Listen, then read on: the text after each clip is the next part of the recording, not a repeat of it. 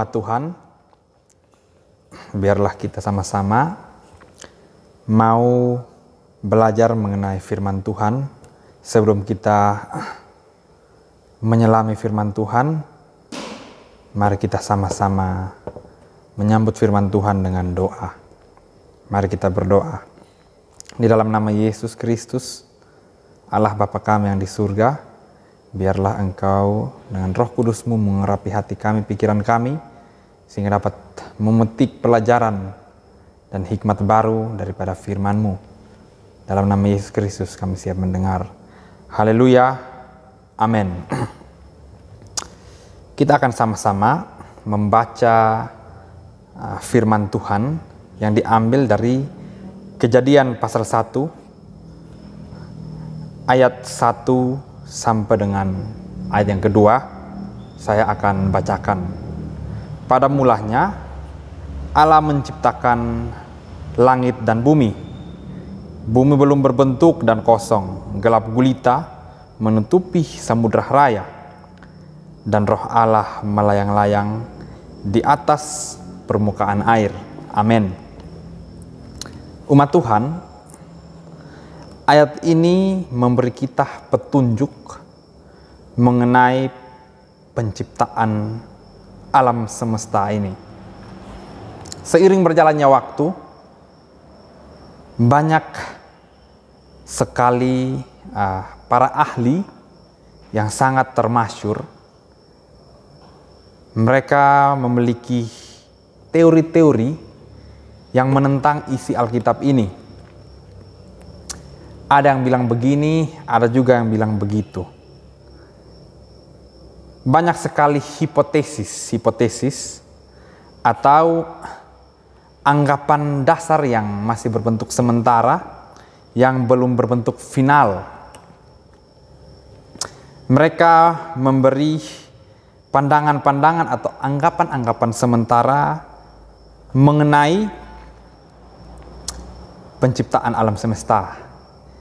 Saudara-saudara, kita harus memahami bahwa hipotesis itu adalah anggapan dasar yang masih bersifat praduga, dan itu akan terus berkembang seiring berjalannya waktu, di mana teori itu akan dibangun lagi berdasarkan teori orang lain yang akan menguatkan itu.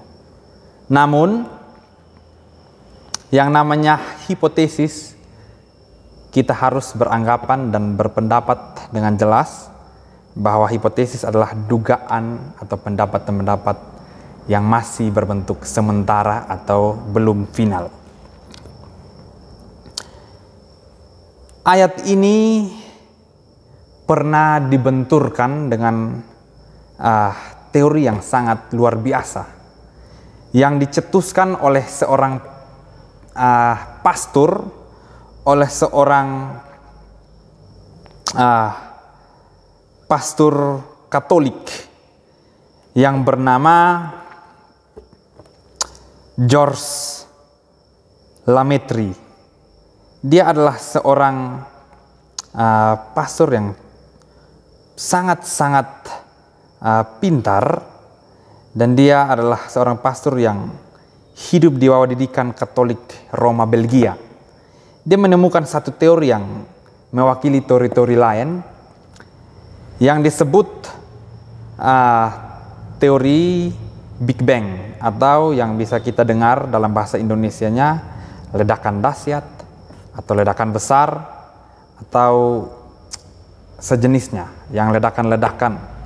Namun teori ini adalah teori yang belum final, teori yang masih berbentuk hipotesis atau hal-hal praduga sementara, teori yang masih ambigu, belum final. Dalam teori Big Bang, Lametri ini menjelaskan bahwa penciptaan alam semesta ini diawali dengan satu kejadian atau satu momen di mana terjadi ledakan yang sangat besar. Kita bisa melihat satu gambar di samping saya. Ya, gambar ini menjelaskan bahwa dalam teori Big Bang ini terdapat materi-materi fisika seperti gas, helium, hidrogen, dan sebagainya yang bergerak semakin hari semakin dekat, semakin hari semakin merapat, dan akhirnya saking dekatnya materi-materi fisika ini mengalami suatu gesekan, yang mengakibatkan gaya ledakan yang sangat besar, dan ledakan itu mengakibatkan suatu titik pembentukan muka bumi ini. Dan juga ledakan itu menciptakan banyak sekali planet. Nah, itu adalah teori yang sangat luar biasa, yang cukup mencengangkan dunia ini. Namun, jika teori itu memang benar, maka muncul suatu pertanyaan yang menggelitik di dalam kepala saya,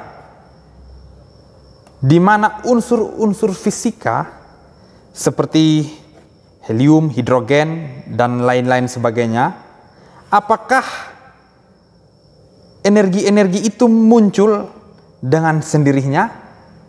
Itu pertanyaan yang pertama. Atau energi-energi itu diciptakan oleh Sang Pencipta?